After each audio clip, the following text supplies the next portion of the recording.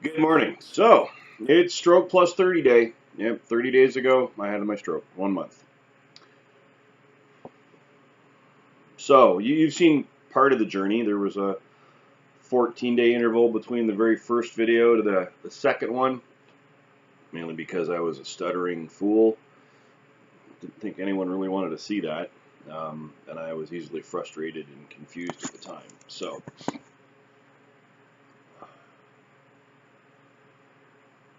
what's it like being 30 days out after having a stroke? Surreal. Were some of the days ridiculously dark? Oh, yes. I can remember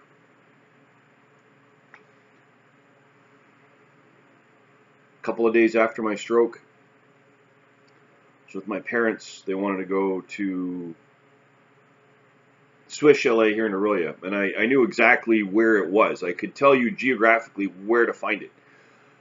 Couldn't tell you how to get there. Been there before. Um, Even though my dad is intent on taking this nonsensical route, which is circuitous and not direct, uh, I still couldn't tell you how to get there, either by the way he would choose to navigate or the sensible way. Then later on in the same restaurant, well, actually I couldn't even do Swiss Chalet. It was just too noisy. I just walked in and went, nope, not doing it. We went to Wimpy's, and I remember having a 5-minute conversation about what I intended to have for dinner. When the server showed up, I couldn't tell you what I wanted. I had no idea. I'm like, I don't know. So you're going to have moments in the first week or so, first 7 days, that in the severity of the stroke I had, again, I can't be the poster child for everyone. Um, I had moments where they were pretty dark. I'll be honest. There were moments where there's no way I can live long term like this. Easily frustrated, can't remember things. Um, had difficulty communicating. Extreme difficulty sleeping. Second week got a bit better. The stutter pretty much disappeared by week 2. Was still frustrated at times. Still could get sensory overload or become overwhelmed. Week 3 got a little bit better. Week 3, I believe that's when I had my first physio appointment and my OT appointment. I got to meet 2 wonderful women.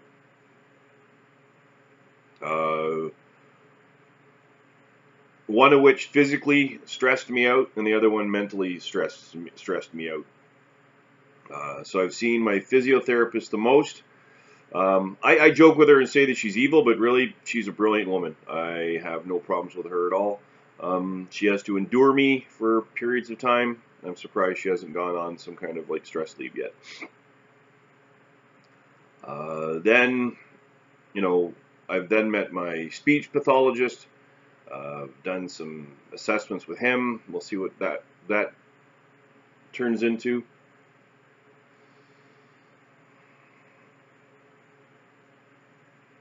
And then week 3 and finally week 4.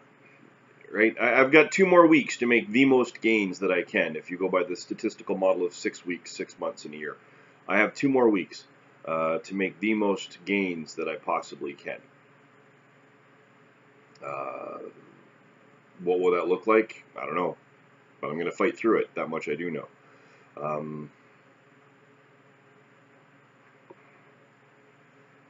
It's humbling. Don't get me wrong. It's a very humbling experience. This is something you wouldn't wish upon the person you hate the most in the world, right? To start out with, just having a stroke.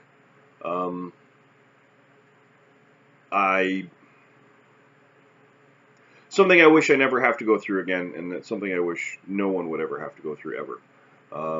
To watching your friends, coworkers, and people that you care about watching you have your stroke. then the paramedics show up, and then they put you in an ambulance. And I was a bit more coherent when they put me in the AM, and then the ambulance ride down to a hospital where they have a major stroke unit. And you meet a doctor who just happens to be the stroke guy, who just happens to be tripping through Emerge. He, has you do a few things, and he says you're having a stroke, and then they hook you up to the TPA, the special drug that undoes the damage, and then you end up on a stroke, the ICU unit, and then you end up on a cardiac unit. Well, this is not my, where I expected to be at this point. No one expects to have a stroke, but I had one.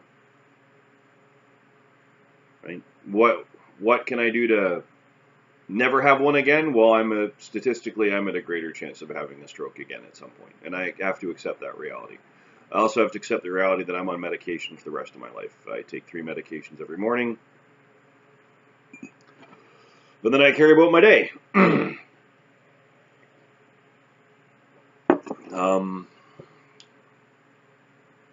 Do I still have moments where I get easily confused or overwhelmed? Definitely. The only way to make that any better is to put myself in situations where I may become overwhelmed or confused or taxed, or there's a potential for overstimulation.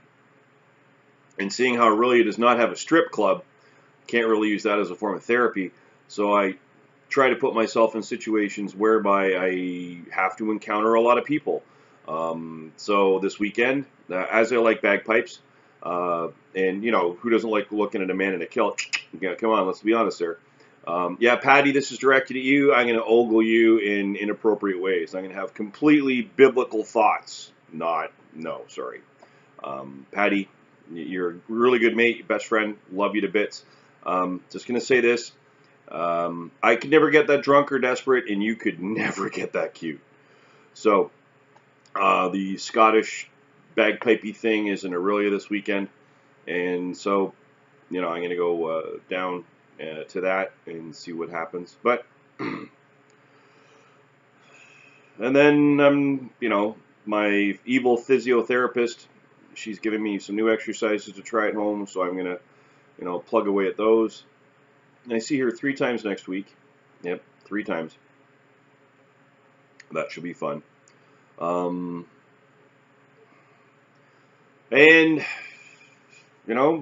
it's a journey. It's people say it's a process. Well, I don't know about that. It's a journey, and it's one that the map is not clear. Your compass might be gimbaled, and sometimes you got to do a bit of dead reckoning. Right? But ultimately, you gotta find a way to stay positive. You gotta find a way to stay focused on the end goal, that you are going to get better. What that focus will be for you, I don't know. Right? For me, it's I want to get back to work. Right now, that's my focus. So that's my goal. I want to get back to work. As much fun as it sounds to be sitting in a boring T-shirt. Yeah, I'm sorry. This T-shirt's boring. I do apologize. I will take T-shirt donations, as I've said before, but oops. So that being said, my goal is to get back to work. What will it take to be able to be completely and fully functional for the career that I had before this happened? I don't know, but I'm trying to find ways to make it happen.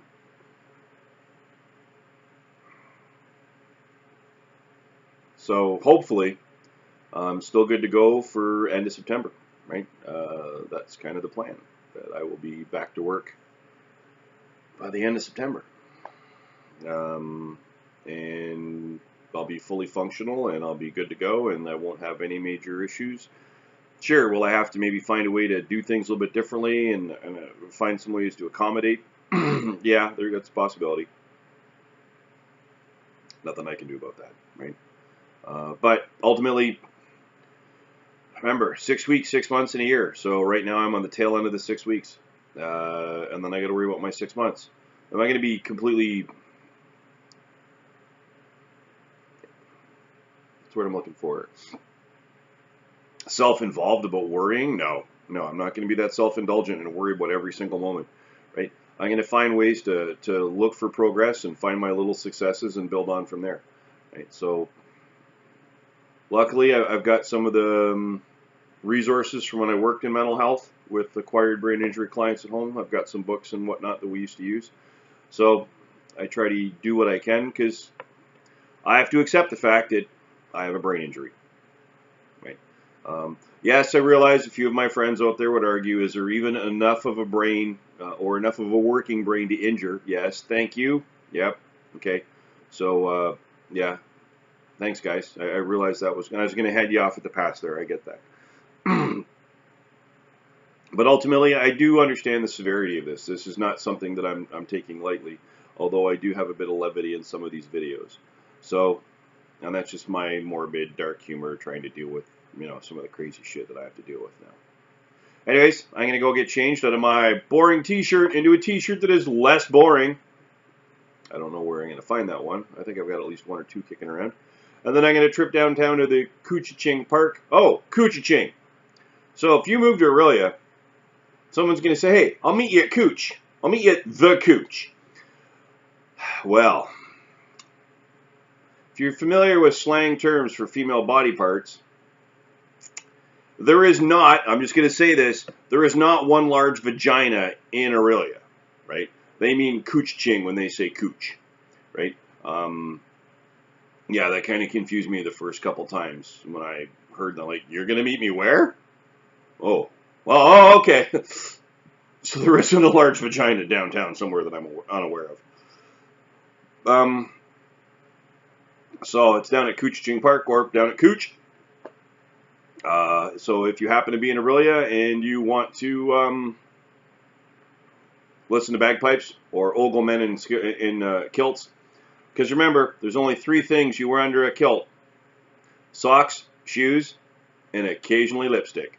So, anyways, on that note, I'm going to sign off. And remember, if you happen to see either in yourself or someone that may happen to be around you, the signs or symptoms of a stroke, that being facial droop, inability to smile properly, inability to raise both arms equally or at all, stuttering, slurring of speech, inappropriate word usage for situation and context, right? General body weakness, weakness on one side, inability to stand, please immediately place that person in a position of comfort and dial 911. Something so simple can save a life. And lastly, if you've been watching this little journey of mine and you've been enjoying it, please like, share, and subscribe with your friends. And if you've not been enjoying it, why are you still watching this? You need to find something else. Okay, well, you guys have a great day, and I'm going to go listen to the bagpipes.